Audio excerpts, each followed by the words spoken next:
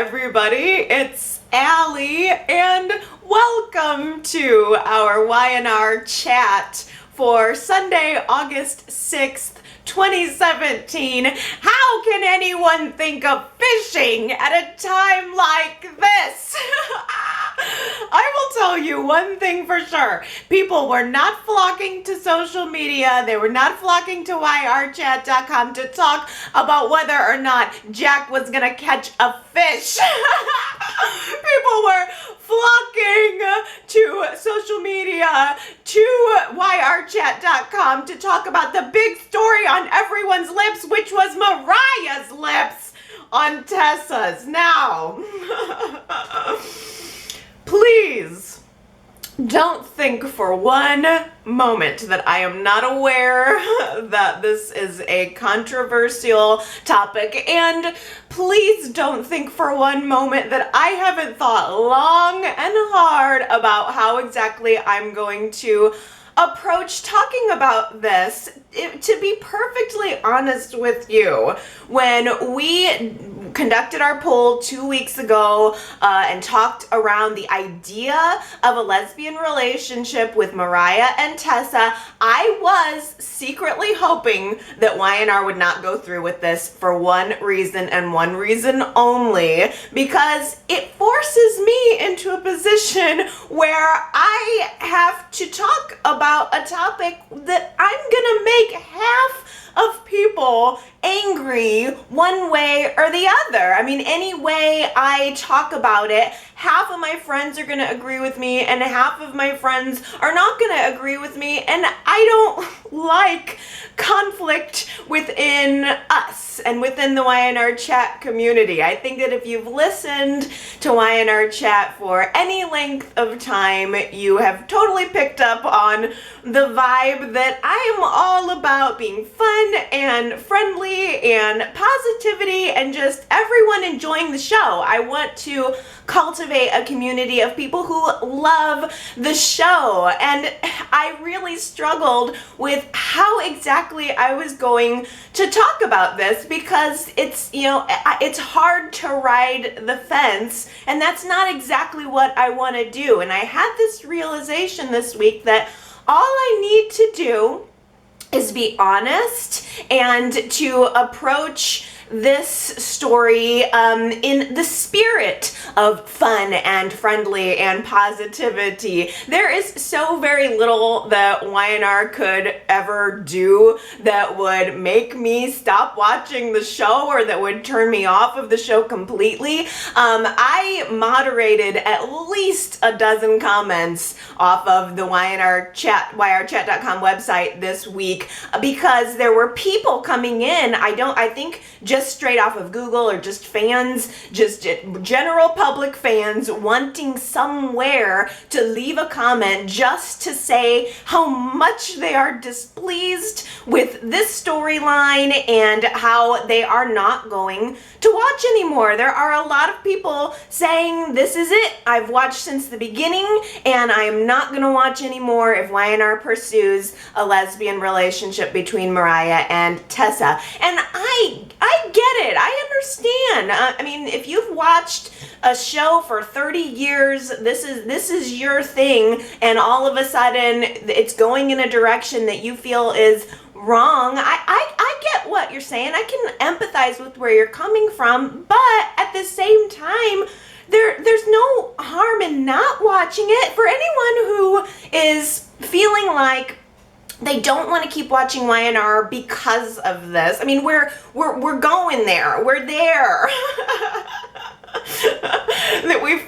that we've crossed the Rubicon here. And if you're feeling like you can't get into it and you don't want to watch it, I really would just encourage anyone just to not watch it. You know, but you don't have to stop watching the whole show. You could definitely just fast forward those scenes. You can skip those scenes. You can skip this part of Y&R Chat if you just don't want to talk about it. Don't want to hear about it. But don't get upset about it, I guess is where I'm coming from. I mean, we obviously all all care about the show, but at the end of the day, it is just entertainment, and I just want to put that out there, just to not take it too seriously, please. As long as I've been watching the show anyway, Y&R has never existed to give any of us a moral guidebook. It is not a show about how to live and conduct your lives. More often than not, these characters represent the things you should not do. So I want to put it out there that I am hoping we can all keep this positive and loving toward the show that we obviously all care very much about. Now, with all of that being said, I choose to look at this developing story and relationship between Mariah and Tessa the same way I look at every other story. First of all, honestly, and from my own perspective, but also I'm asking questions of this story and putting it in context of other successful stories that we've had on the show. I'm asking myself, is this story compelling? Do I care about it? Is it character rich? Is it well written? Is it believable? So those are all of the things that I'm considering when approaching this story, and on all accounts, compelling, character rich, well written, believability. Is this storyline successful so far? In my opinion, yes. Yes. I think it is. There are very few points in the story up until this point, given that we've only had a few scenes, that very few points that I have felt have been a red flag or any kind of flag so far. The really only criticism that I can even think of when it comes to this would possibly be pacing. I think that if we would have let the feelings that Mariah was having and or possibly Tessa was having brew for another couple of weeks, I think that would have lended some credence to the believability a little bit. But at the same time, I also appreciate the idea that this is an emotion that is coming on very quick and very intense for Mariah specifically. Now, as we talked about this a couple of weeks back, I took in all of your opinions. We got it all out. We talked about the people who were for this relationship, the people who were against this relationship, and I read out some comments expressing specifically a lot of your concerns about this storyline not working, and I've thought about it. I really have thought about it, and in considering it, and your comments specifically over the past few weeks, I think, from my own conclusions, that it is entirely believable that Mariah would be questioning her sexuality at this point in her life. It's a leap I can make. Some people go through a lifelong journey of discovering who they are, what they want. Not everyone knows who they are, what they are early on in life. And in fact, many people never figure that out. So I can make the leap that Mariah would be questioning her sexuality. The other important thing to note here is that Mariah is not Cassie. As viewers, we maybe are a little bit thrown off by the fact that we saw her as a little girl. We saw this little girl grow up on the show. We went through the death of Cassie, and it touched our hearts. It was horrible. One of the most shocking moments, I would say, in Y&R's history was the death of Cassie. And then to have this twin sister reveal, and we get the actress back. It was a really cool twist for Y&R to have done. But I think we have to make the disconnect from that little girl and accept that the character of Mariah has really only been on the show since 2014. So what is that, 3 years? It really hasn't been very long, and we don't know that much about Mariah's character in all reality. We know that she was involved in this crazy cult.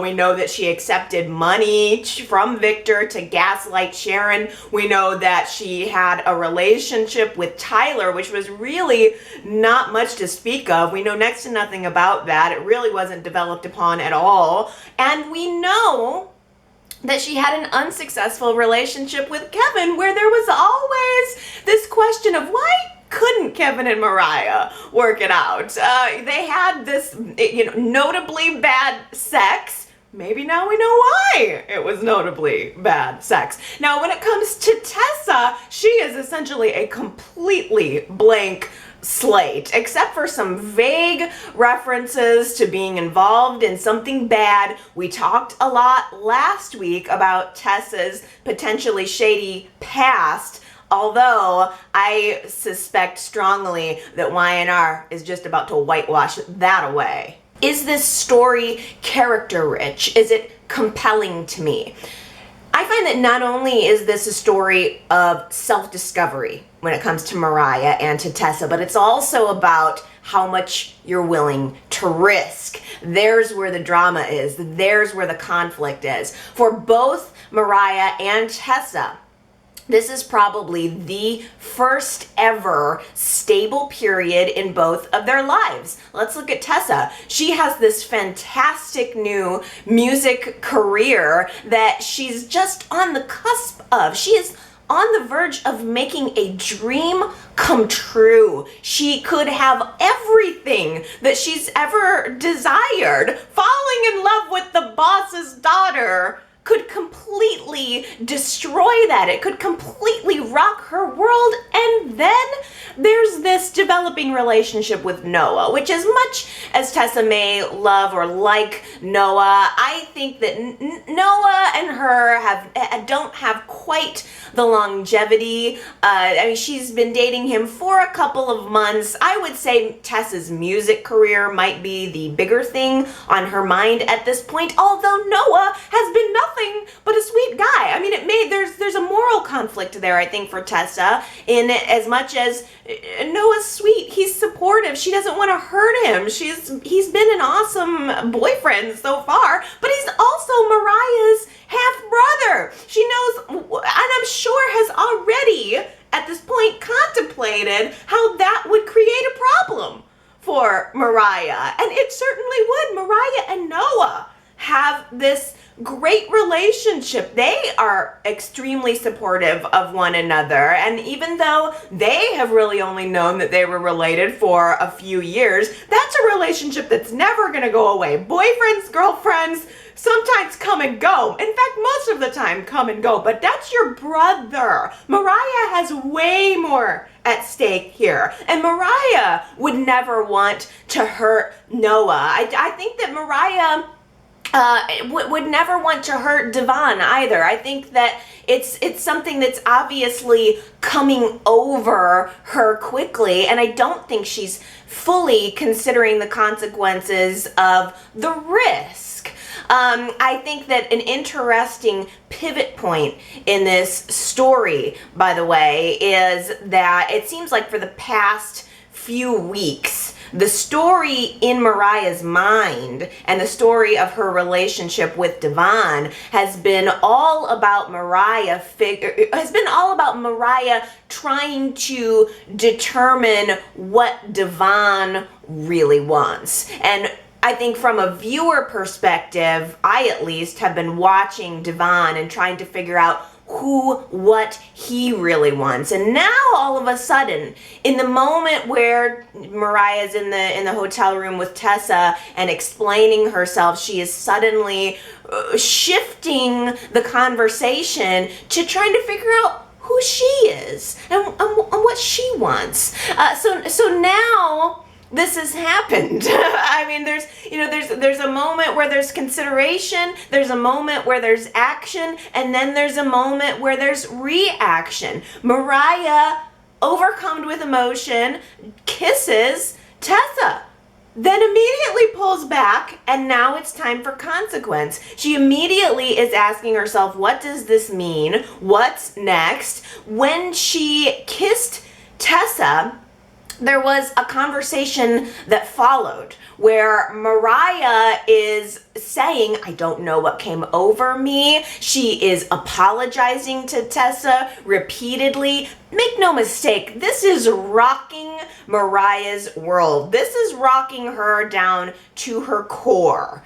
I was very heartbroken to see how much she was apologizing, how much she's realizing that this moment that has overcome her, that may or may not have felt right to her, I don't know. We still have story to go there, but I could feel that she was realizing she's messed up her relationship with Tessa. She's messed up her relationship with Devon. She's messing up her relationship with Noah. This is not small potatoes, and I think Mariah knows it, and I think that's where all of the apologizing came from. I think it flooded her.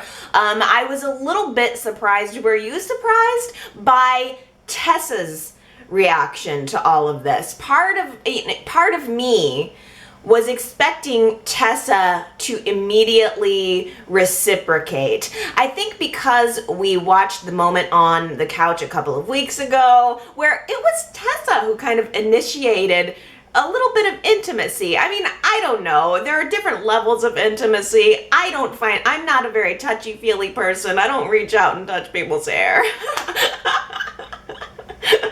So I don't know if was Tessa being touchy-feely and Mariah took it another way, but Tessa shut things down pretty graciously. She didn't want Mariah to feel awkward about it, but Tessa was the one, I think, that pulled back pretty quickly, and I think she didn't want to hurt Mariah. I think she didn't want to humiliate her, but possibly in that moment, Tessa was realizing that her risk was too big. I don't have a total beat on Tessa quite the way I do with Mariah, or I'm not quite getting there the way I was so easily able to get there with Mariah. I think that there's a lot on the line here for both girls. Tessa suggests that maybe it's time to just move on, okay? I mean, this just happened, it happened. Let's just not talk about it. Let's take this kiss. Let's put it in the vault and keep it there. You know, in the vault. The place where all secrets stay. Right? Oh. So, after Devon and Noah come bumbling back into the hotel room. Hey, girls. What's going on? I mean, like two idiots. Only, of course, as omniscient viewers are we seeing it that way. I mean, they don't know anything's going on, but it's like there's this incredibly important moment happening in the hotel room, and Devon and Noah walk back in on it, and immediately there's this, oh my God, kind of feeling in the air. They were all going to go out and do something together, but Mariah has pulled back completely. I think anything that she let escape in that one little tiny moment, she pulled back in and sucked back in like right away. And she suggested, you know what, no. Why don't, instead of everybody going out, why don't you and Noah go out, Tessa, and then me and Devon will stay here. Mariah ends up doing a complete and total 180 when it comes to Devon. She I think has decided at this moment to just double down on Devon. I mean, she kind of got rejected. The feelings weren't reciprocated, and so she decides to embrace Devon. She hugs him, she kisses him, she tells him that she loves him. Again, considering believability here, is this believable to me? Is this understandable to me? Yes. I think it's not entirely unusual for someone who is questioning their sexuality to try to force themselves into a type of relationship that they think they're supposed to have. I think Mariah feels foolish for what she's done. I think she's asking herself, what's wrong with me? Why am I doing this? My life is going great right now. I've got this awesome billionaire boyfriend. Why is this not enough? Again, I think that's a place where a little bit more space on this story would have led to the believability, because we went from the relationship not working because Devon had his eye on Hillary to the relationship potentially not working because Mariah had her eye on Tessa. Another couple of weeks would have done something really excellent there for that. But I believe it. I believe it's believable to me. I was not predisposed to like this storyline at all. Well, I'm gonna be completely honest with you. I was like, when it seemed like it was happening, I was like, oh no, do we have to? But I really, that being said, did go into it with an open mind. I don't know how you guys are feeling about it. I know you're gonna tell me. But after the Thursday and Friday show, I'm all in. I mean, what can I say? I'm all in. I think it's been well done so far. And once again, I cannot stress to you how much I didn't want to like this. I didn't want to go here. But I'm an empathetic person. You know me. I look at everybody and I'm trying to understand where they're coming from, and I'm placing myself in everyone's shoes, and I can do it. I can see where Mariah and Tessa are both coming from. I like the chemistry between the actresses. Frankly, I thought it was a pretty good kiss. It made me blush a little. I said, oh. I was laughing, I was watching it, and I was like laughing. I knew it was coming too, because all of a sudden, I don't watch the episode till nighttime, and all of a sudden my website blew up. Oh, comments. And I thought to myself, oh no. Oh, it's coming. So I'm telling you, I got that episode all fired up, and I got myself ready. I'm like, I'm about to witness. And I did, and so I'm laughing, I'm watching, I'm blushing a little bit, so I wasn't completely caught off guard, but I did watch it. I wonder how many takes on that kiss that they did, because, you know, as daytime is kind of known for being fast paced. I mean, they do like one take and they are done, but I have a feeling that Y&R filmed that kiss multiple times. For instance, if you go back and watch that scene 6 or 7 times, you'll notice that there's like a cutaway. Like first there's like the kiss, and then there's a cutaway, and all of a sudden the hair's like, when it comes back, Tessa's hair's a little different. So I have a feeling they filmed that a couple of different times. Oh, to be on set that day, right? I mean, it's kind of a momentous moment there, right? I mean, it probably shouldn't be as big of a deal as it is, but I mean, for us, you know, Y&R being the conservative soap, I think it is a big deal.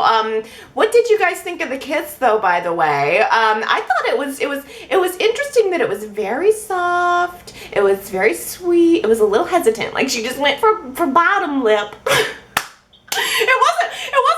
It wasn't full on, like, you know, like a passionate, like, you know, no, it wasn't a big kiss. It was a little kiss, little tiny kiss, a little tester kiss. It was not aggressive. I feel like the kiss matched the moment, right? A little soft, a little hesitant. I thought it was good. I'm all in. And I tell you what, the moment that I feel that this storyline is inconsistent, or that it's exploitative, or that it's agenda driven, then I'm gonna say that too. I will say all of those things. Or if the storyline's just not working, I'm gonna speak out on all of that. But you know, for right now, I really like it. I'm in it. I hope that you guys are. I'm into everything. I mean, you know me. I'm in for whatever they do. So I hope you guys are in it too. I hope nobody's too upset about it. I think we just, you know, if you're not too upset about it, then I encourage all of you guys to come with me. Let's just hop into this boat and row merrily down the stream, shall we? Major behind the scenes news. Huge shake up. Head writer Sally Sussman and storyline consultant Kay Alden have decided to retire from the business this week. So our 2 major story writer driving forces behind the scenes of Y&R have now been taken out. They have mysteriously decided to retire over last weekend. Mal Young, who was the executive producer, is the executive producer still, will now take over as head writer. Coincidence? Y&R drops a big gay bombshell on its viewers, half of whom don't want to see it. And 2 days later, the people came up with this idea have retired from the business. Okay. That's just pure speculation on my part. I mean, I've got no evidence for this whatsoever. I'm just gossiping. But you pair that with the fact that the next day, after all this is announced, Greg Ricart, Kevin, is posting photos of himself back on the set of Y&R. I think there's a connection there. Just saying. If anybody has any other juicy tidbits on that, please let me know. But so there's another big news. Sally Sussman, Kay Alden are out. Greg Ricart is back in. You mean to tell me that we went through all of that Dr. Harris, Chloe BS for nothing? You want to talk about storylines I had a real hard time getting into? That was one of them. I had a really hard time with that. And now now he's back. I guess I struggled and suffered through that crap for nothing. Just kidding. I don't know if it's if Greg Ricart is back as a full contract player or if it's just a guest spot. It might be just a guest spot to appease the fans who were very much upset by him leaving the show. But how much you want to bet that when Kevin comes back into town, he's going to have some kind of soliloquy with the audience to let us know that Chloe double-crossed him and ran away? I just bet. I just don't trust her. He sacrificed everything for her, and I bet you she's going to have screwed him over in the end. I tell you, the thing that it does really upset me. I was very upset and by the fact that Sally Sussman and Kay Alden had left the show. And it concerns me, to be completely honest with you, because I have been such a strong supporter of those two. I just really think that under this writing regime, which is only like a year old, I think that Y&R has had such a great balance of drama and character development, and they have done things to acknowledge the history of the show that no other writers have done in so long. I mean, there's been amazing set direction, the scenery. I just feel like it's been such a good show lately, and to his credit, all of this positive change, by the way, has also happened under Mally Young's executive producer role. So that is certainly attributable directly to him as well. I don't know how he is as a head writer. I mean, that seems like a different ball of wax. I do hope that he is able to keep up this tone, because Y&R right now I think is better and more compelling than it's been in years. Another intriguing element of this Mariah Tessa storyline is, how is everyone else in Genoa City going to react if it develops? The look on Victor Newman's face alone is going to be worth the price of admission. Plus, what's Sharon gonna say? What's she gonna think about her daughter's actions? She was just defending Mariah to Hillary last week, and Noah is her son. Surely she's gonna have some feelings about this. Is she going to be forced to pick a side? That's going to be a horrible situation for Sharon to be in. Is she going to have some choice words for Tessa? That would be a good scene. I mean, Sharon has had an eyebrow raised in Tessa's direction for a while now. I think the only thing that's been holding Sharon back from getting up in Tessa's face or getting up in her business is probably the fact that she knows exactly what it's like to have the parents of the person that you're dating disapproving of you in the past and in the present. I think that Sharon wants to receive, she wants to give the respect that she wants to receive, right? So it's a very different world for this Sharon. She's just so much different than she used to be. It's funny because Lauren is looking at Sharon like, I really don't want her dating my son. And Paul called Lauren out for doing the Mary Williams disapproval thing. And you know, I thought that was kind of a funny scene. Once again, it was a little bit of nod to history and old Mary Williams. You know, if it doesn't bother Paul that Sharon was married to his son like a minute ago and now she's dating somebody else, dating Scott, then maybe Lauren could cut Sharon a little bit of slack. I liked Paul's advice, honestly. Give to Lauren. He said, just give Sharon a chance. She might surprise you. You might actually like her. And I liked that Lauren actually took that advice and she decided to extend a dinner invitation to Sharon and Scott. That should be fun. I kind of hope that's coming next week. So Sharon is very wrapped up in helping this young girl who had called into the crisis hotline. At the beginning of the week, Nick finds her hiding behind a dumpster in the alley behind the underground. He brings her inside, gives her some food, tries to help her. She's obviously been abused. She's probably hooked on drugs. We saw a scene where she was kind of scratching her skin. I think that she is a very a misfortunate young lady. Nick realizes that maybe it would be better if she talked to a woman. So he brought Chelsea in to talk to her, and she ended up, this Crystal ended up telling her story to Chelsea, saying that she was essentially a teen runaway, and she she found someone who wanted to help her, someone who said they were going to help her, a woman specifically, and the young girl decided to trust and allow this woman to help her, and it turned out that the woman forced her into prostitution. I just can't even imagine.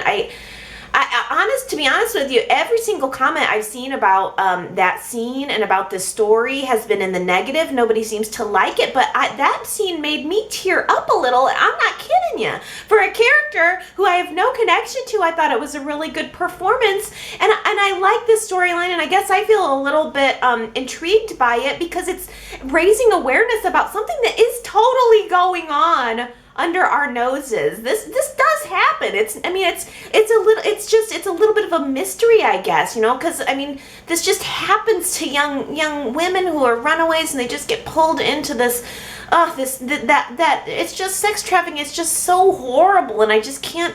It just hurts my heart. I hate it so much, and so I guess that's why I connected to it. But it just so happens that Sharon is at the underground and she hears that this girl named Crystal she's been looking for is in the back office, and Sharon goes to talk to her and promises to protect her. And I'm sure that it's very hard for this girl to even believe that, because she tried trusting a woman once and she got pulled into forced prostitution. I just can't imagine, my gosh. But Sharon did seem to have a little bit of credibility with the girl. She recognized her voice and everything. But Sharon makes the mistake of leaving the room and not calling Paul. Sharon should have called Paul immediately. They've all been looking for this girl. They have been waiting to find her, and Sharon actually, needle in a haystack, freaking finds her at her ex-husband's club, and she doesn't turn around immediately and call Paul. Instead, she decides to take a break for a musical interlude to listen to Reed play at the open mic. I was so annoyed with her for that. I was like, she's a butterfly. Put a net on her, for crying out loud. Get her. But no, she got away. I can see how people would not be into this story, but here's the thing. Here's the reason, the other reason why my interest is piqued. I think that this whole sex trafficking thing, when it's busted up, is gonna take down more than one character, and maybe someone who we least expect. Scott is the son that Victor wishes he had if he hadn't totally screwed up his relationship with his own sons. And he continues to do it too. Nick is trying to establish this new chain of undergrounds, trying to develop a project and a relationship with his own son. And he's finding himself mysteriously being outbid on strategic property locations that he wants to purchase. Well, it turns out that Victor is working with Nick's financial advisor to make sure it's so. Victor Newman doing something dirty and underhanded? Well, I never would have guessed that. He also cut off Nick's club membership this week. How dare he? Nick is just trying to have a little lunch and some drinks, and he gets payment on his account denied.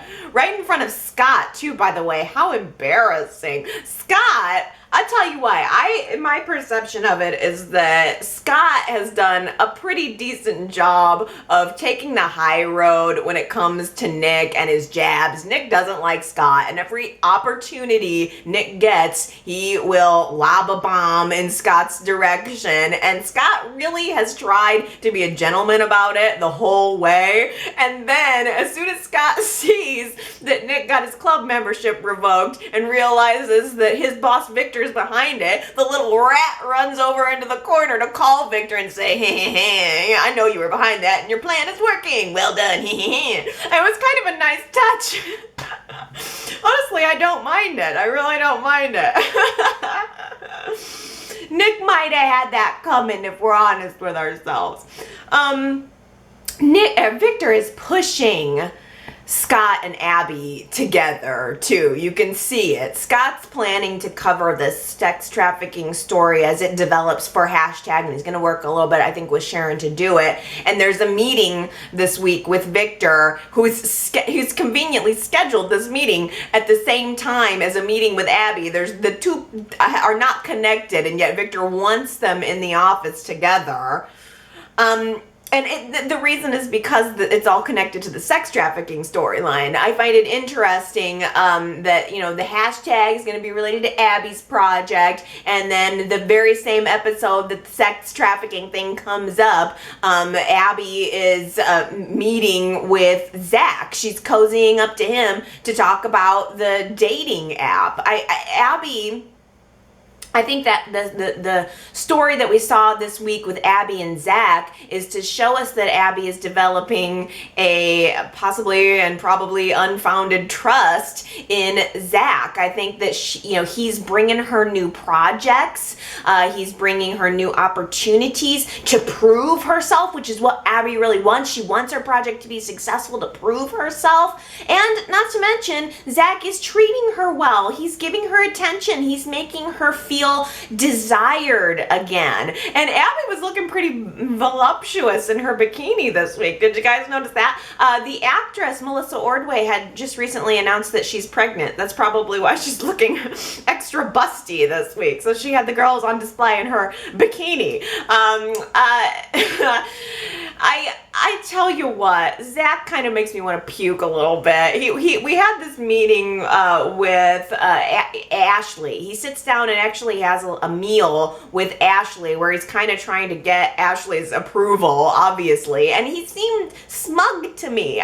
Maybe it's because my red flags are already going up about him, but he just seemed smug, and I don't know why Ashley was so won over with him. She was listening to his app talk, and maybe because she's spending a lot of time with Ravi, that spoke to her, but I just kept thinking, don't fall for this, Ashley, this guy's a jerk.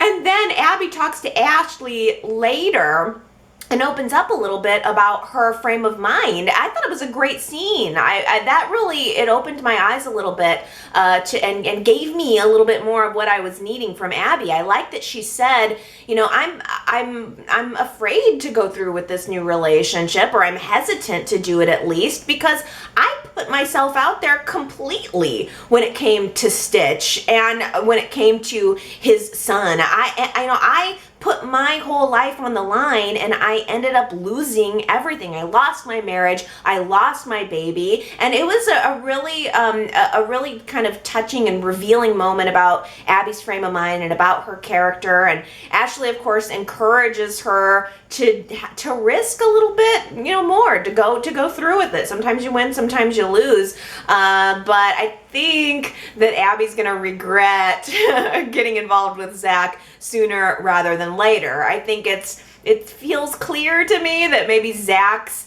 dating app is being used as a front to pimp out these girls for, from this sex ring. Ugh, that just kills me. And the other thing is, I wonder if this newly snooping around town Benjamin Hawkman guy could be behind it as well, whether he's a financier or a benefactor, I don't know, but I'll take it one step further for y'all too. This week, Jordan was talking with Hillary about his shady past, saying that there are things that, Hillary doesn't know about him, and I tell you what, I thought, it's interesting that that's coming up right now. Is there any chance that when this whole sex trafficking ring blows up and is exposed, is it gonna expose Jordan as a bad guy?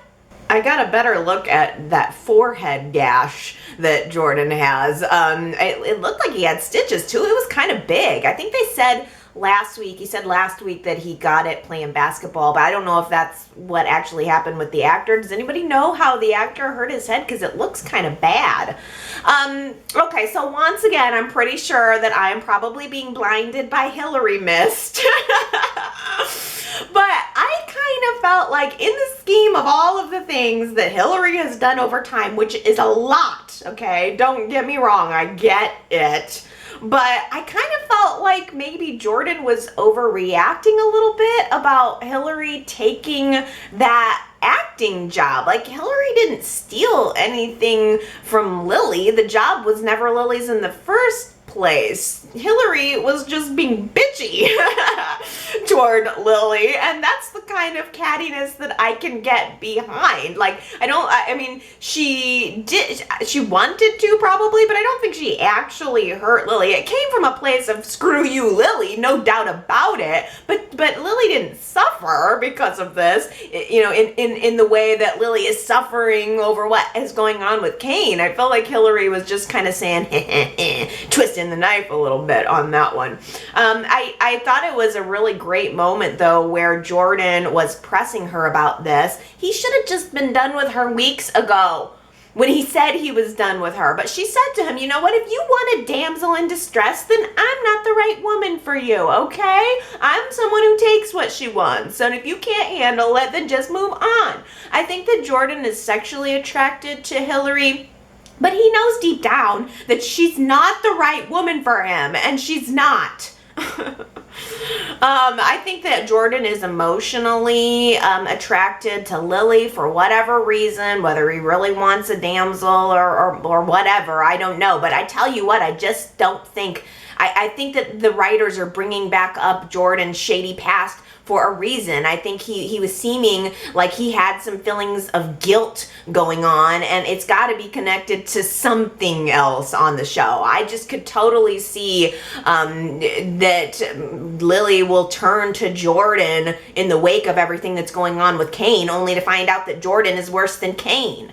Realizing that there is financial tension in the family, young, smart Maddie offers to Lily that maybe she should start thinking about transferring to public school since it's less expensive, even though this school is the most important thing to Maddie. She selfishly says maybe we should just go to public school, to which Lily replies, no, absolutely not. Quote, nothing is more important to us than your education, end quote, right after Kane has transferred away $25,000 out of her children's tuition fund.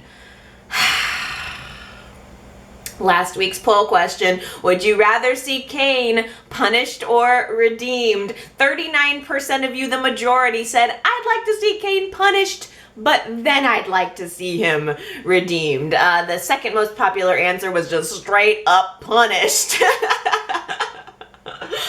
Oh, viewers are not happy with Kane right now, but it seems like the majority of us want to forgive him. I want to forgive him too. The payment to Jesse goes off. You know, Kane thought about whether or not he was going to do it. He ended up choosing the wrong path yet again. If there's a 50-50 chance of like the right thing or the wrong thing, Kane seems always to pick the wrong thing at this point.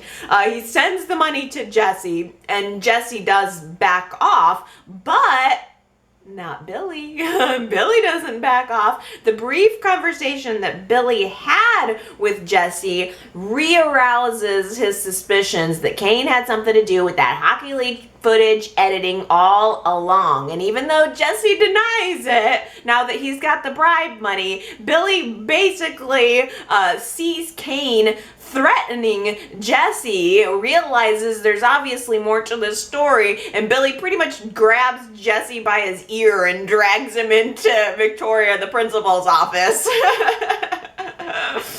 I thought that Billy and Victoria did kind of a great job of teaming up on Jesse too. They trick him into thinking that he's going to get an even bigger payment for them if he tells them the truth, and gives them a copy, the sole copy of the actual footage, like the full footage. And then right after he hands it over to Victoria, she pulls back her checkbook and says, "Nope." That was a big old checkbook too.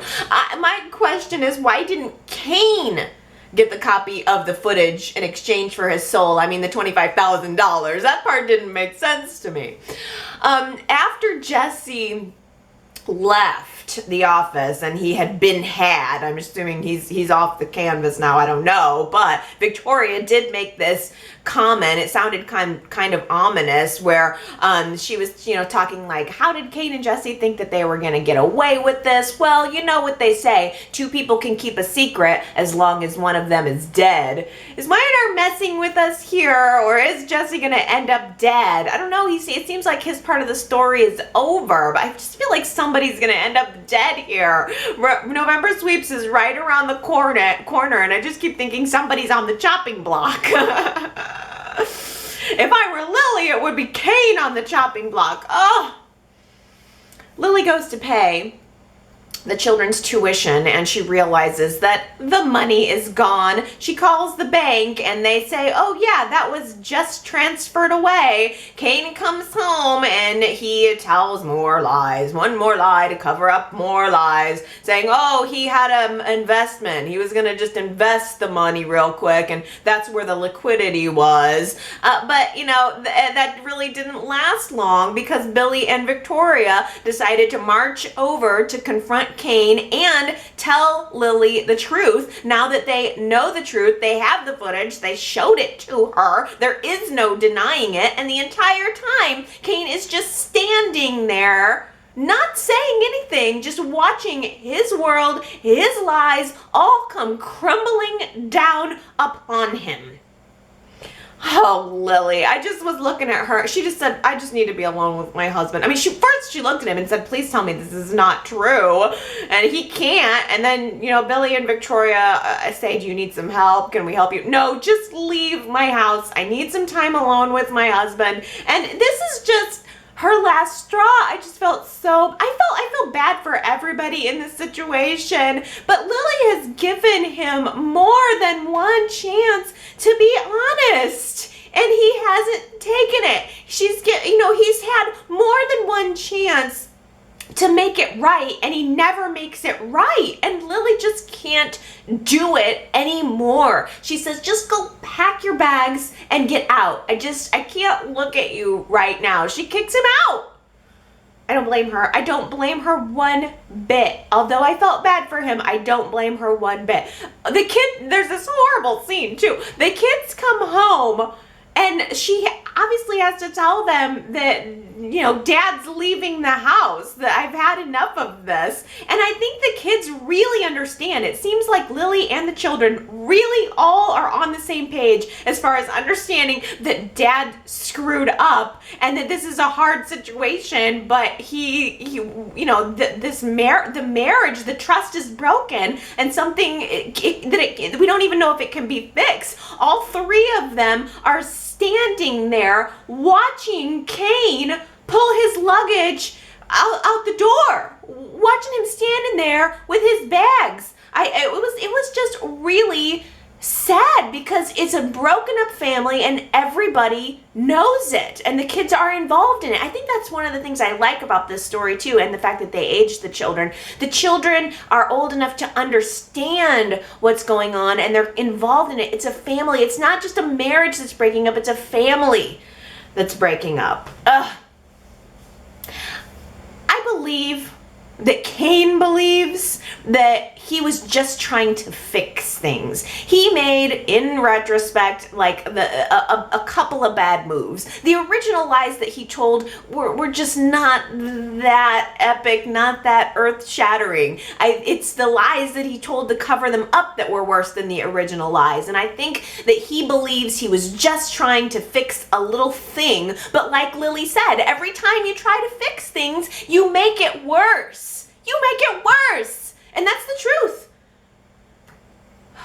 My question now is, how can he fix things? How can he fix things now? A month ago, the answer would have been honesty. Just be honest with everybody. But now that the truth is out, what else is there for Kane to do?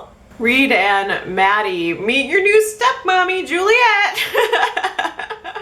Just kidding. But Reed sees Charlie talking to Juliet at the coffee house this week, and Reed tells Maddie who Juliet is, and then they all come over and have this realization that this is the other woman. This is, this is the person who's causing this family to be broken up, or in their minds anyway, and they all confront her, and it was sad. I mean, Juliet had nothing really she could even say to any of this. She just said, you guys, I am sorry about all of this. I'm just trying to move on with my life.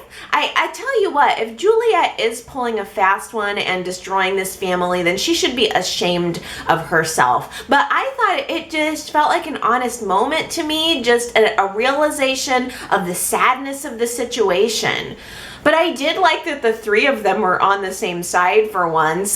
Charlie actually showed us some heart this week. He decides to call a truce with Reed and probably just to try to mend some of these fences. It was great. And Maddie told Reed, look, Charlie's a good guy at the end of the day, and he's my brother. And he even went and went to try to get him some coffee and stuff. I liked it. I saw Charlie's heart. I liked the actor this week. I think he's got a lot of potential. It was a good week for the teen scene. Hey, how about Reed's groupies? At the open mic night, Reed had girls hanging all over him, but Maddie was the girl he wants to spend his time with.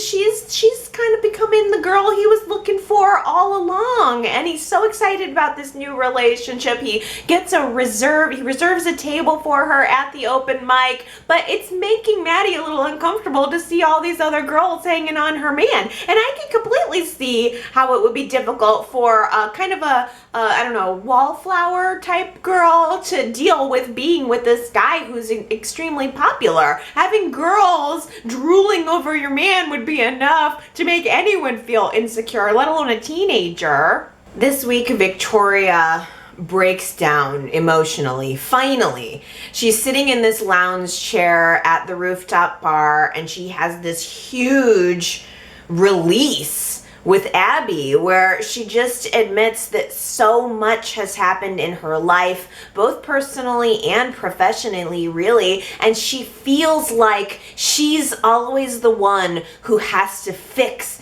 everything. I really got a sense of the amount of pressure that Victoria is under, and she just says, I always have to be the one to keep it together, and I just feel so alone. And she breaks down in tears. It was a great moment. It was something different for the character, something different for the actress. We don't see Victoria Newman cry under pressure. That's not who she is. And now here she is. I mean, and I'm thinking back to Kane calling her this cold-hearted bitch. I just, it's one of those things that, someone says to you, and, as viewers, it was like, oh, well, that was a catty moment, but that sunk in for her. All of this is sinking in for her. I really connected with what Victoria was going through this week, and Abby connected with what Victoria was going through. I think she has a lot of compassion for her sister. She actually shared her concern about Victoria with Victor, of all people, which Victoria sees as a betrayal, of course, but still, at the end of the day, Abby might be, or even Victor might be in a position to help see what Victoria is really going through. She's gonna need it. Victoria has lost a lot, if you really think about it. She's lost, she's losing her business. She's lost Billy, and I think that still does weigh on her mind. But at the same time, we should note, Victoria isn't fighting for Billy. She isn't manipulating Billy. She isn't even seeming interested in Billy. And that's still not enough to make Phyllis feel secure in her relationship. I get it. Phyllis is wanting her man, okay? Billy is focused on work. He's focused on helping Victoria save her company. And every time Phyllis turns around, Billy's talking about work, thinking about work, texting Victoria about work. And Phyllis even said this week, how do you have a work-life balance without the life part? She's trying to, keep up the fun. I think that Phyllis feels that her power in the relationship with Billy is her ability to be fun and to be the anti-Victoria, to be it's spontaneous and sexual and just, I think that's what she feels her value is, and to not be able to have an opportunity to present that to Billy causes a problem for her. So she hitches a plan. Ben Hawkman, the jerk, is back. I'm just never going to get over the way he treated Robbie. He is back on the scene. His whole thing is buying up real estate and buying up small percentages of companies so that he can have some power. Well, he goes over to the Gibault building. He wants to buy a piece of Gibault. Jack turns him down, but Phyllis catches this guy in the hallway and tips him off that if he's looking for a company who might need some financing and who's in some trouble, he should try investing in Brash and Sassy.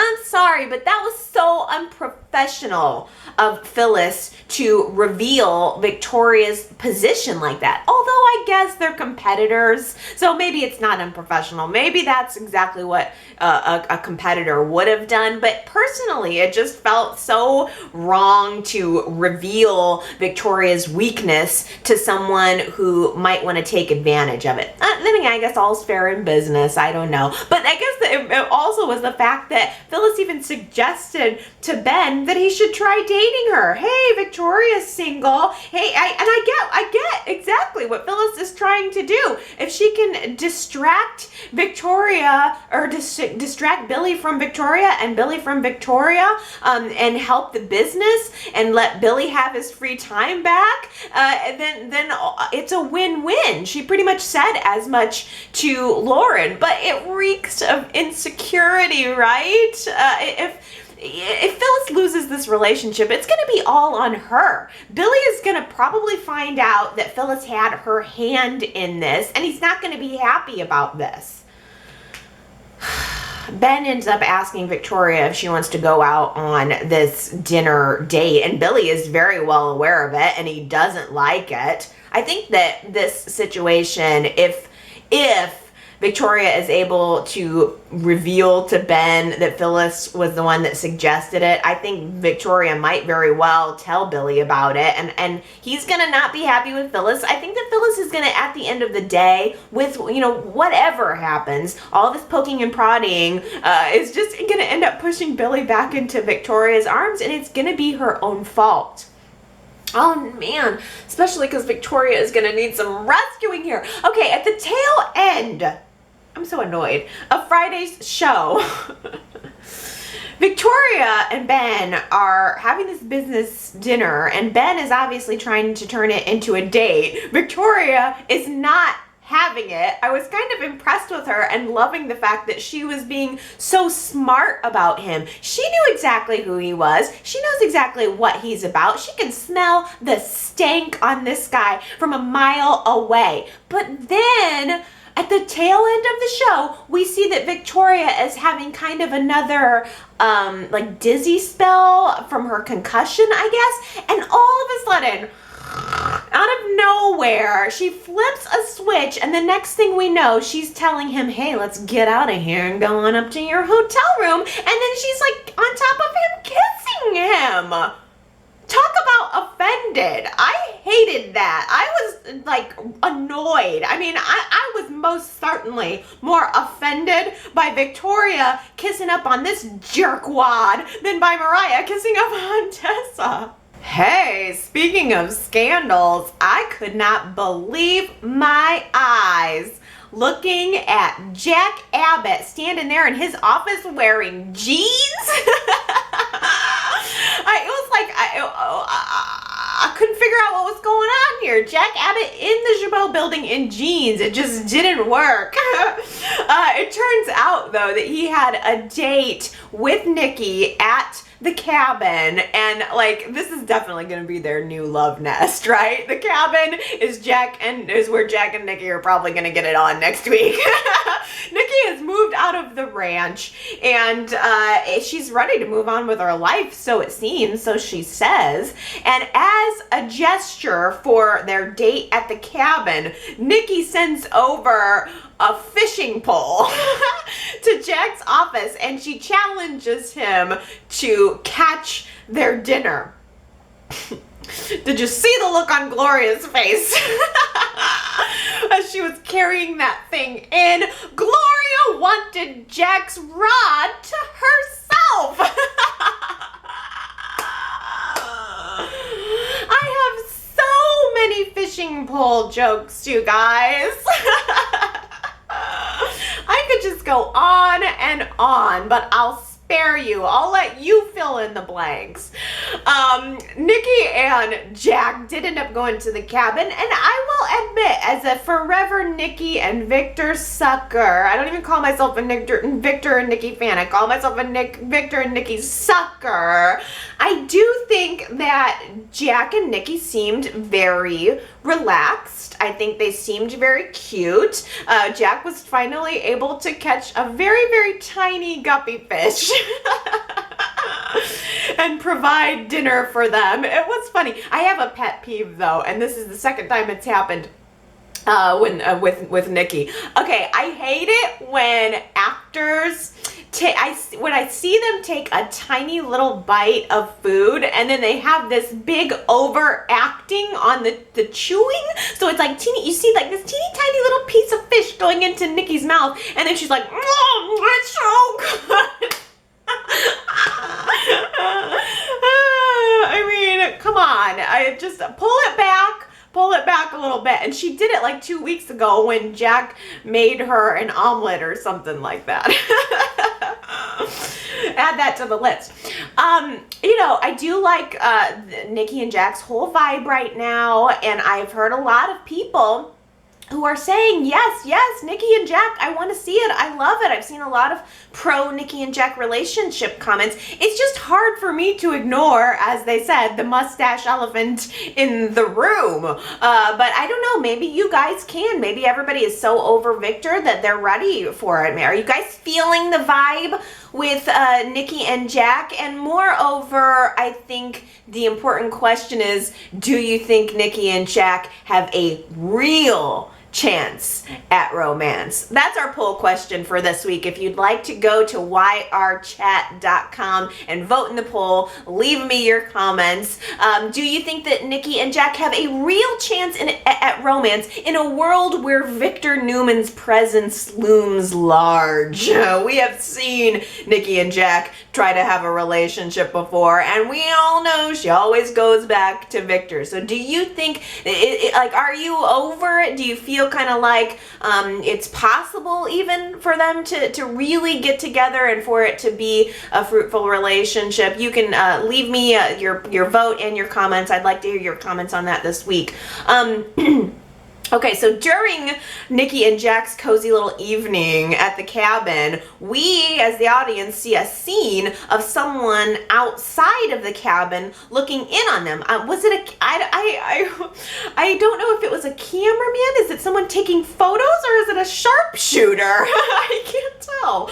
But somebody is outside of the cabin interested in seeing and taking photos, I guess, of what Nikki and Jack are doing. Here's the thing. I think we're all supposed to believe it's Victor. I think we're supposed to believe that Victor's hired a private eye or a sharpshooter to find out what's going on with Nikki and Jack. But I tell you what, I don't think it's Victor. I'm always looking for a twist, you know. Part of me thinks it could be Gloria. I mean, did you see the way that Gloria was holding that letter opener in a menacing way after she found out about Nikki and Jack's date? There was just something a little bit fatal attraction about that.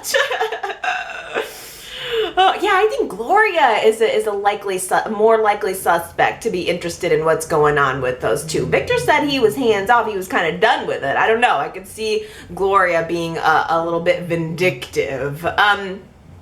Gloria does try to schedule a dinner date with Graham, though, to occupy her mind. I think it's great. I mean, Graham seems very interested in Gloria. She seems very interested in him. I'm sure Dina's not gonna love that. It was really nice that Y&R did do a follow-up this week of a scene with Dina and Ashley sitting down and talking to one another. And Ashley is able to draw it out of Dina that she is feeling a little depressed now that her business has been sold, and furthermore that it was Graham's idea to sell the business in the first place.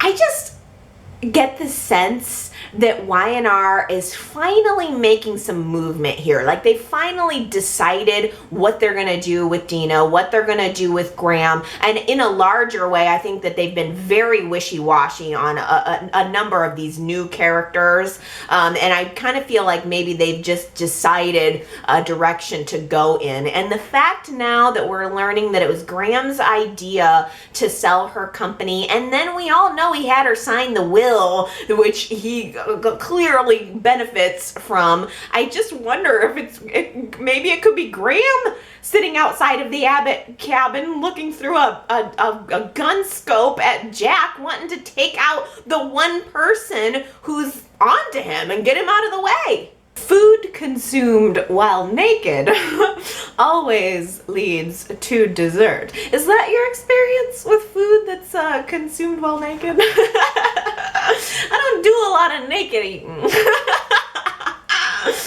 Oh, that was last week's quote. Food consumed while naked always leads to dessert. It was Billy who said that to Phyllis last week. He was asking her, when are you going to cook for me again? And she says, why are you so interested? He's because I know that cooking's going to lead to me getting a little something.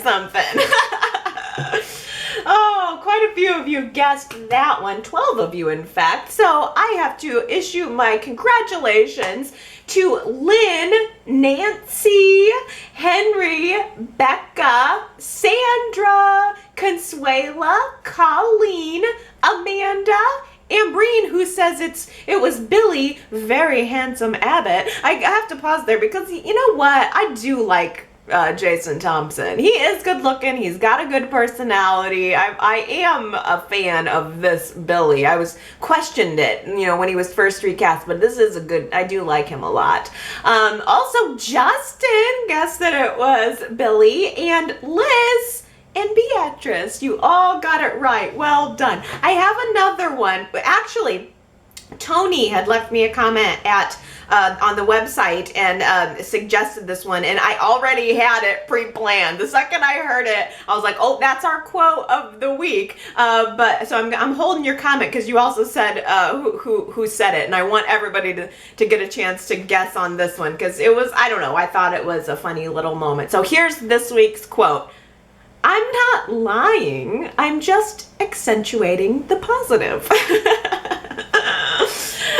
I like that line. I may have to use that in the future. I'm not lying. I'm just accentuating the positive. If you think you know who said it, you can go to yrchat.com to leave your guess. And if you get it right, then you too will get your shout out on next week's Y&R Chat. Okay, like 4 hours later, let's get to your comments, okay? Diana at yrchat.com left a comment saying, I loved the outside shot of the cabin. I think that was a new scene. I also liked seeing Nikki with the fishing rod and Jack and her standing by the back door of the cabin with the door open. It makes it feel like they were really up north. You can see the tree leaves gently blowing in the background. Even Jack talking about barbecuing food on the grill. All of the things that you would most likely be doing at a cabin. Very realistic. You know, I love that too, Diana. I just love the way they're setting these scenes. It definitely lends to some romance for Jack and Nikki. I mean, Victor Newman would not be taking Nikki to a cabin in the woods. So this is a little something new and different for her. I mean, we saw Jack in jeans for crying out loud. And yes, the scenery was beautiful and they did a good job of setting the scene. Beatrice left a comment at yrchat.com about Nikki and Jack's previous marriage, kind of reminding me that they also lost a child together. And Beatrice said it would be nice to see the children that benefited when Nikki had her miscarriage with Jack's child. Good things can come from organ donation. That is a really good point. I think that if Y&R is going to pursue this relationship between Nikki and Jack in a serious way, it would be good to have some acknowledgement of the things that happened in their marriage, you know, including them losing a child. They haven't mentioned that yet, but I would like, you know, and I think Nikki said something about this week, like, well, when we were married, but I want more of that. I want to understand what the real history is here, not just that they're dating and it's, you know, just maybe to get back at Victor or something. I want something new and private for Nikki and Jack only that has nothing to do with Victor. Ellen at yrchat.com says, this is a good comment, Victor is being hateful again. No surprise there. Bribing Nick's financial advisor, outbidding him on the new underground properties, spying on Nikki and Jack. Must be a private detective taking photos, right? What's next? Still brash and sassy now that Victoria is in trouble? He's a selfish old man who never learns. He never accepts responsibility. You caused your son's death, Victor. You play with people's lives. You think your money entitles you to do whatever you want. I hope you get what you really deserve one day. Woo!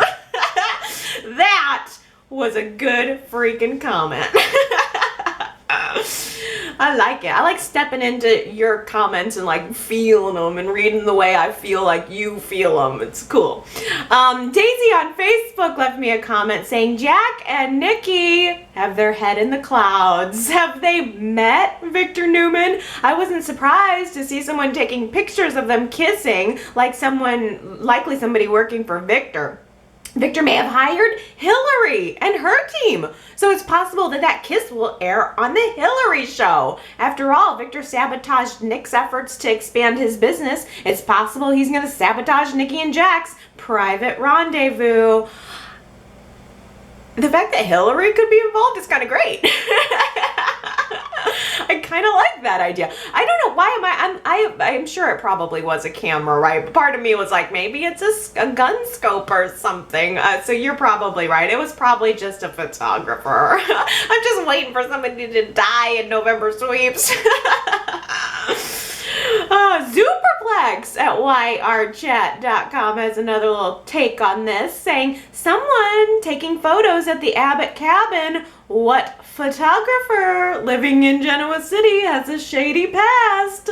Jordan. And once again, I like that twist of an idea too. Duh, Allie, if it's a photographer, that would make complete sense that it would be Jordan. I love that. Also, Superplex left a really good comment on the website. It's kind of summarizing and reminding us of Hillary's involvement in Kane's scandal. And the kind of the final summary line here from Superplex was that Hillary is the ultimate double crosser, conning you on one hand with the belief that she's on your side, while on the other stabbing you in the back while you're not looking. That, you know, she is kind of the ultimate con girl, right? And I think that that probably applies to Lily. And you know, it is true that Hillary has this way of looking at you and making you think that she's on your side. I think that's what she does to me every single week. And then, you know, as soon as you turn around, boom, goes in the knife. I think that's what I like about her as a soap villainess. Harper left me a voicemail this past week saying, I want to feel sorry for Kane, but it's like he's his own worst enemy. Even though he doesn't think that he's like his father, he is so much like Colin. I wonder what's going to happen when Jill and Colin find out about all that's been done. Oh, please let that happen on next week's show. That would be great. I want to see how Jill and Colin are going to react. And is it possible that they're going to stick their nose in, and can they help the situation? Are they going to hurt the situation? I don't know. Kane said he was going to go live, or he was staying with Jill while he left Lily and the kids. So I'm sure Jill and Colin have got to get involved. That'll be good. I kind of miss them. Sandra at yrchat.com left a comment about our poll question for last week. Would you rather see Kane redeemed or punished, or both? And Sandra, I like this line specifically. It says, if Kane's truly sorry, then yes, I'd like to see him redeemed. Of course, that's after he gets raked over the coals. I agree. That's how I voted in the poll. I think that Kane needs to be punished for what he's done, but ultimately, I don't think he's a bad guy, and I think he would reserve some redemption. I mean, in the scheme of the bad things that people have done on the show and that we've forgiven, Kane is kind of small potatoes. Kiki at yrchat.com says, Kane had guilty written all over him. The people around him chose not to see it. Kane is really bad at lying. He shouldn't be kicked while he's down. His self-hate is punishment enough. Coral at yrchat.com says, I'm feeling Kane is becoming a shady wimp. I much prefer a strong guy to take ownership of his mistakes. At least Victor knows what he is and makes no excuses. Kane shouldn't be redeemed until he grows a backbone and puts his hand up to say, this is what I've done. He hasn't done that though yet, really, has he? He kind of does make some, he's more in excuse mode. I think that that's a good argument, that Kane needs, in order to be redeemed, to take full ownership of what he's done. And that means not blaming Victoria, not blaming Billy, not blaming Jesse the cameraman. He needs to just own it. And that's actually probably where his redemption does lie. I asked that question when we were talking about it. You know, if honest, you know, the lies are out, what is it now that he can do? Maybe owning it is what he can do to be redeemed. Wow. Lot Folly at yrchat.com commented about Kane, saying, I was really fed up and bored with the character until his fall from grace. Now, oddly, I'm finding him compelling as a tragic figure who wants to do the right thing but can't seem to pull himself out of his death spiral. Kane is much more interesting than the characters who don't feel any pangs of conscience when they have deceived others. Whew. Ian Breen left me a comment at yrchat.com saying, I hate when Kane uses his quiet baby voice. Okay. So someone, I don't know if it was you, mentioned this a couple of weeks ago, that Kane does this kind of whisper talking. You know, it's just, I don't know. I was like, clearly, oh, baby, baby. Maybe I just did it for you and the family. And it's really like it's really a low key vocal delivery. And now that you've mentioned that to me, I can't unhear it. So I'm passing that little gift on to anybody else who's listened to this. You will never be able to unhear it now that I've told you. Kane does his little whisper voice. I'll work on my impression of that for you too. Watch for it next week. Aaron on YouTube left a comment about the money situation, saying Kane doesn't have $25,000 to pay a blackmailer, but he has $250,000 to buy that Chelsea 2.0 original dress for Lily at Devon's charity party months ago. That is a good deep pull. I don't think I would have ever come up with that dollar figure. Although I was glad to see they did acknowledge that Lily and Kane had some brokerage accounts. Thank goodness. Thank goodness there's some other money other than that paltry little sum that we saw on the screen. That just must be one of their checking accounts. Okay, so some comments about the teen scene. Consuela at yrchat.com says, Maddie and Reed make me so happy. I always rewind their scenes like 15 times. They're so cute right now, and I love that Charlie's coming around. It looks like Charlie and Reed could also become friends. I sure hope so. Henry left a comment at yrchat.com saying, the actor that portrays Charlie is very good. I think he'll go far in this business. Also, I read somewhere that if Faith is aged, they may introduce a relationship between she and Charlie. I could see that happening if the actress they choose fits the part well. I am kind of wondering if they are going to age Faith. I've seen some rumblings about that. I think it's time. I'm okay with it. Bring on the aged Faith. Liz at yrchat.com says, I am so glad that Charlie has dropped the hyper-masculine, hyper-aggressive attitude he had toward Reed. His dislike of Reed was baseless, as Reed has been nothing but patient with and sweet to Maddie. Now that Charlie has softened toward Reed, I think it would be fun and unexpected if Reed, Charlie, and Maddie unite in their disdain toward Juliet and be the ones to take Juliet down, if she is indeed running a con, in the vein of Scooby-Doo if it weren't for these meddling kids. I think it's a definitely an unexpected twist that Y&R decided to make these three friendly. I think we could have continued on the trajectory of Charlie being the thorn in Maddie and Reed's side, but instead I really like that they've chosen kind of to make them friends, and that is a really would be an interesting potential if those three were possibly able to call out Juliet's con if she is running one. Oh, let's see. Consuela also here on the website says, I'm sick of Scott's condescending attitude toward Nick. Like Nick said, Scott's only known Victor for what? Like 2 months, while Nick has known his father for his entire life. If Scott only knew half of the stuff Victor's done, would he have that smirk on his face and be following Victor around like a puppy dog? Probably not. Anna left me a voicemail with an interesting take on Sharon. Anna says, I understand Sharon wanting to help Crystal. Anybody would. But she took one psychology course and a couple of hours of crisis hotline. She's taking herself a little too seriously right now. I guess I hadn't really thought of Sharon as being annoying in this situation. I agree about the one psychology course. I kind of just like where these writers have taken Sharon. I suppose what I should say is that I much prefer this version of Sharon to the one who's starting fires. Oh, also I'm thinking of you, Anna, this week. I heard what you said and I do identify, and I'm sorry.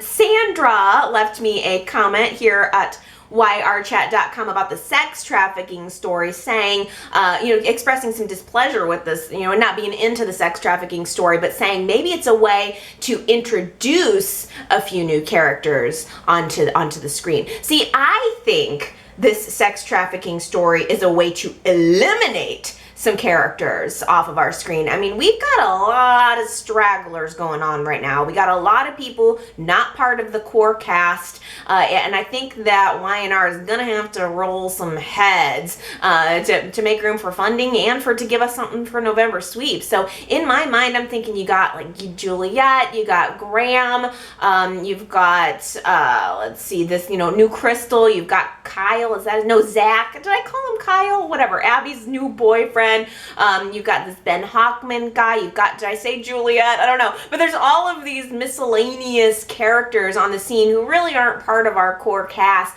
I think this sex trafficking thing is going to start cutting them out. I don't know if Jordan would be involved in that. Does he have a strong fan base? Are people into Jordan?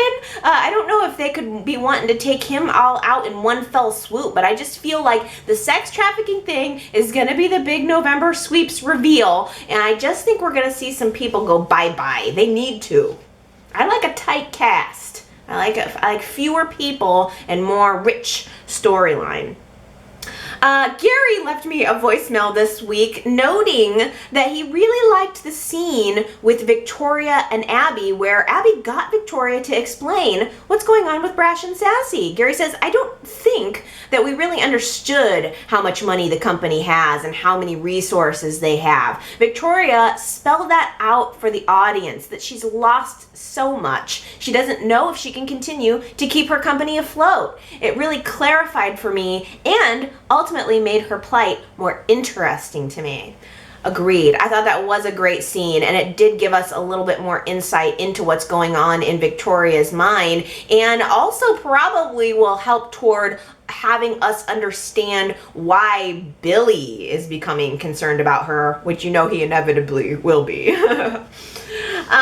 Sandra also at yrchat.com was weighing in here about Mariah and Tessa. I did get a lot of like I said, I got some comments that I did have to moderate only because I don't feel like I understand people wanting to have a place to express displeasure, and I'm all for that. If there are legitimate reasons why you don't like the storyline, I want everybody who's currently kind of a Y&R chatter to feel like they can say that with no problems whatsoever, and whatever your perspective is, I want you to be able to say it. But it's just like I got so many people that were coming out like from Google, like finding us through Google or whatever, just looking for a place to say, I'm gonna quit watching the show. And it's tough because I would say, you know, nobody's making you watch it then, just go ahead and quit then.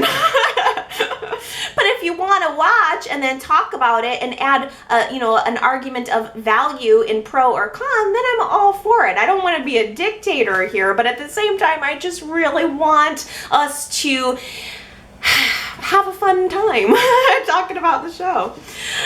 Sandra here at yrchat.com says, I was so surprised that Y&R took it there so quickly with Mariah and Tessa. Last week we were all just speculating and wondering. I think it's going to be a great storyline for Mariah. I'm not sure what to expect, but part of me thinks both Tessa and Mariah will hide their feelings as not to hurt Devon or Noah. Yes. I felt tremendous compassion, Sandra says, for Mariah as she stood in the hotel room realizing her feelings and obviously feeling confused. I've always loved Mariah. I think she's the best character on the show to delve into this kind of love story. I really agree. The more I thought about it, I thought, yep, Mariah is, if Y&R is choosing to do this, a lesbian storyline, Mariah is probably a good candidate. She's probably, she's just in the right spot. She has the right amount of backstory that we know nothing about. I think it is going to be, I'm with you, honestly. I think that it is going to be a compelling storyline one way or the other. I don't want to ride the fence too hard about it, I want to just be able to, agree or disagree, but also present your opinions on it too. Robbie at yrchat.com says, Cameron Grimes is acting her ass off. She's killing it in all of these scenes. I feel all of Mariah's emotions. Yeah, can we just back up a second and acknowledge the risk that this is for the actress? If little old me who this isn't very popular. There's not like a million people listening to Y&R Chat. This is like a little clubhouse, okay? If people are coming to me and finding my website and because they want somewhere to put some anger about this, then can you freaking imagine what Cameron Grimes is going through right now? I did take a peek at her Twitter account just because I was curious, because I know how people can be mean, and that's not acceptable. I think being hateful is unacceptable. And I did look, and she had very few tweets, and they just had said, thanks for all the positivity. I'm sure that the show is helping her navigate this, because can you imagine what she's going through as far as fan reaction? These are people who've watched the show for 30 years, and then to take the brunt of negativity, but I think she's choosing to focus on the positive. So she's like pinning tweets and saying things that are, about the positive reactions that she's getting. I can only imagine as an actress that that's what you gotta focus on, because I mean, make no mistake, you guys, this is probably a tempest for her. So I'm going to give her bravo for the acting. I'm going to give her bravo for the choice, for pulling it off, and for the attitude that she's choosing to go forward, with it. Cheyenne at yrchat.com says, I'm a love is love kind of girl, and I actually like Mariah and Tessa together, but and they do have chemistry together. But to be 100% honest, on Thursday's episode when they first kissed, I laughed a little, but not because they were kissing. I laughed at the irony of this whole messy situation. Just think about it for a second. Devon paid for this whole romantic trip for all of them just to have Mariah ditch him and kiss her brother's girlfriend, all while Devon and Noah are hanging out by themselves looking completely clueless. It's funny you'd say that, Cheyenne, because I was kind of laughing too, just because I knew it was coming, and I just thought it is pretty. It was a good scene. Like, I even thought, like, stylistically, like the outfits that they chose for the scene spelled out, oh, this is gonna happen. Like, what was that sweater thing that Tessa was wearing? It kind of looked like bourgeois, or like boudoir. It just kind of like, I mean, and Mariah with her old dress with the neck part. I was just, and her hair was right. It was very lesbian-y. I was getting mad lesbo vibe from that whole scene. I think Y&R did a good job of styling it, presenting it. That's just my opinion, though. I like this criticism here from Coral, though. She says, can we just talk about Noah for a second, and can we have him see some luck in love? I'm all for a gay story, but I want to see Noah have a few more than a few weeks in a relationship. Hasn't the poor guy been through enough bad luck that his character must be jinxed? All of his partners seems to disappoint him and leave him alone to be miserable. That's the kind of criticism that I think where we should focus our criticism. It's also that pursuing this type of relation is a betrayal and a lie to her brother. I mean, I think at this point, do you think Mariah should confess to Noah? Do you think Noah deserves to know kind of what went on behind the scenes? Do you think it was the right decision to keep it from him or not keep it from him? I think that's where the real drama is going to come from. I mean, if it was a man and a woman in that scene, I think that all of the sexuality stuff would not even would be a non-issue. We'd be talking about the fact that a person is kissing the boyfriend girlfriend of the brother sister. I mean, that's where the real conflict lies, and that's not new. I mean, we have had so many people, for crying out loud, Nick is locking lips with his brother's ex-wife, with his dead brother's ex-wife. I mean, that's kind of bad too, right? Like I said a couple weeks ago too, I mean, Nikki and Victoria have even shared a man. So that part of the story is not new. We just have this layer of sexuality that's kind of being placed over it. And like I said, I think it's very interesting to get your different perspectives on it too. It'll be It'll be interesting to read your comments throughout the week about this one. Also, I'm going to end on Megan sent me a message on Facebook to say that on the show this week, there was that concert bouncer where Mariah and Noah were trying to get, Noah and Tessa were trying to get into a part of the concert, and there was a bouncer standing outside, and that bouncer was played by Big Brother contestant Jesse, Mr. Pectacular. I tell you what, I think he did a pretty good job. I was not a big fan of Jesse. I am a big fan of Big Brother. I've watched every single season of that show, including this one, and Jesse was not one of my favorite players, but he did a pretty good acting job there. So well done to him. CBS loves to do their crossover cameos. Okay, everybody, that's my opinion. I know you're gonna give me yours, and I hope you do. I still want the air of everybody feeling like they can say whatever they want to say about whatever the storyline is, controversial or not. Pick a topic. Let me know how you feel about it. YRChat.com. I recently redid the website. I think it looks pretty darn good. So if you want to go check that out, this would be a good time to do it.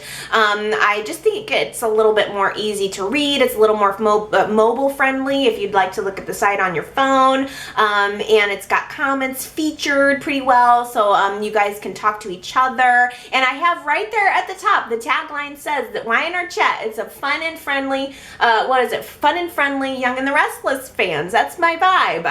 That's what I hope that everybody kind of continues with. So comment on the website, yrchat.com. You can call into my voicemail, 309-588-4569, or you can go to Facebook, Twitter. There are lots of different ways you can contact me. I really hope that you do. I love hearing from you guys, and I'll see you next week. Bye.